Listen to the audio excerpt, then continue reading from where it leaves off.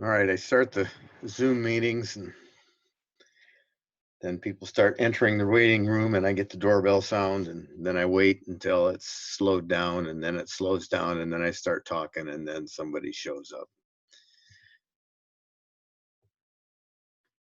So I'm waiting for them, but maybe not today. Today I want to talk about habitat versus, oh, there we go. Today I want to talk about habitat versus, all right, now, the traditional way for Americans to say this was niche. But I think it should be niche. I think it's French. Okay, so habitat versus, I'm just going to say it the way I'm used to hearing it, wrong or not. Habitat versus niche. You know, like if you have a niche, you scratch it. The terms kind of seem like they're the same thing when people use them, but there is a definite difference between them. They do have some overlap, but there's a definite difference. So an organism's niche or niche is the role, quote unquote, makes it sound like it's some kind of a play or TV show. The role an organism plays in its environment. Now, that's the definition I've heard forever, and that's the definition that didn't intuitively make sense to me forever. So this is every impact, and maybe even impact is the wrong term. Every effect, every way, in any way that an organism influences, impacts, affects, however you want to say it, its environment. Habitat is all of the factors, living and non-living, that work together, making a specific, making a specific kind of environment. Like we could talk about a forest habitat or a lake habitat or grassland, or a desert or any number of things. And even in Michigan, even in even on my 40 acres, we could talk about different kinds of habitats, like a meadow habitat and a forest habitat. And by the way, in all of ecology, in any part of an ecosystem, the most productive part is that part where two different habitats come together. We call that an edge. So like when a forest and a meadow come together, that forest where it comes up to the meadow and the meadow where it comes up to the forest is called an edge. And that's where you're going to find the widest variety of living things. So we're going to talk about niche and habitat. But first I want to take, and I hope my poor internet can handle this. I did not mean to click stop sharing.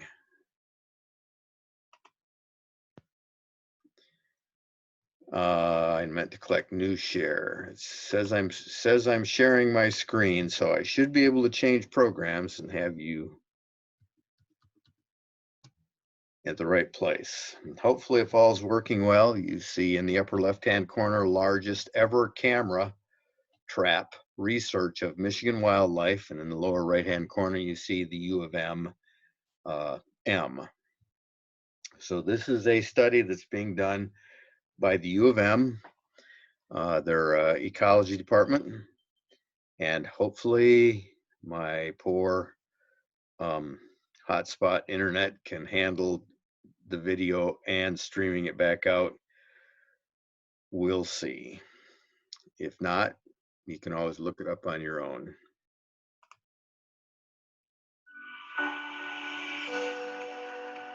We spend a lot of time going through a lot of brush, a lot of bramble. Sometimes we have to cross logs, cross rivers in order for us to find particular sites to put the cameras.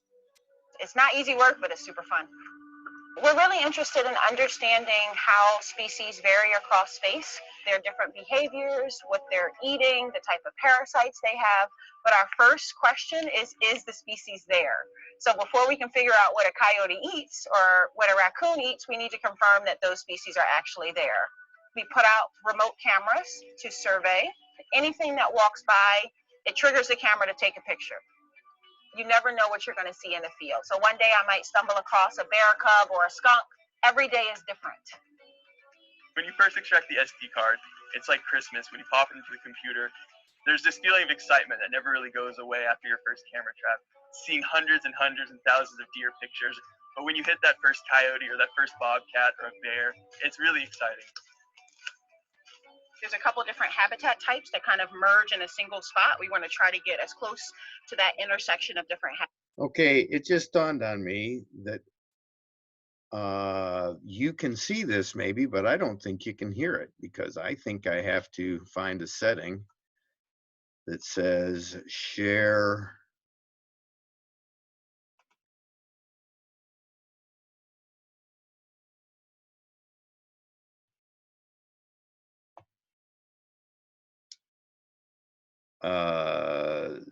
I think I have to find a setting that says share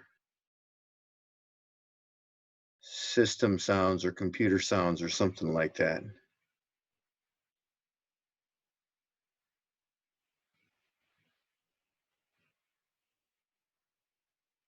And I'm not seeing it, so I guess maybe this is probably a waste of time. If you actually were hearing this, somebody should raise your hand and tell me that. But I'm betting you weren't. I could hear it. You could? Excellent. I could. Excellent. Well, good then. We'll keep going. habitat types. So we have about 350 meters to go. Some studies actually do pick their points ahead of time. I don't do that. I want to actually physically see the site before I say, okay, this is where we're going to put a camera. But we do make sure we have the correct amount of spacing. We want to cover the entire study area, so we need to space them accordingly. And here we're using about 500 meters. So a half a kilometer is how far we're spacing the cameras apart. We're literally crawling on the ground to make sure that the camera will trigger and detect whatever walks in front of it. I think the coolest thing about the camera trap research is that there's so much that we can do with it, and there's so much possibility, and there's so much opportunity. There's everything from basic identification to being able to utilize metadata, and you can study things like how an animal is utilizing a certain area. There's so much data and so much exciting things that you can extract from a simple picture.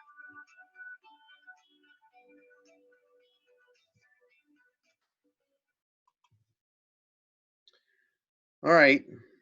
That just gives you an idea of habitat, maybe. And you notice they talked about where two habitats come together. That's the edge. Maybe you picked up on that, maybe you didn't.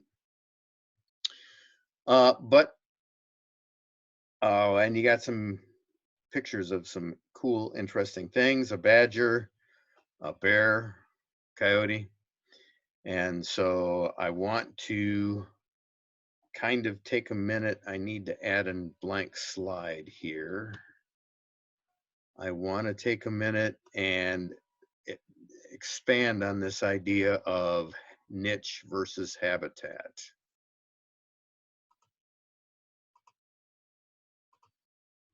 So in those pictures and of that little video clip, and I'm sure you've been outside and been in woods, and I'm, sure that this shouldn't be any kind of news to you. If it is, you need to get out more.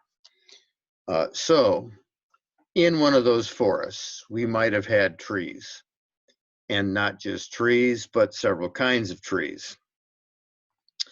Oaks and maples and hickories. Any number of probably some aspen,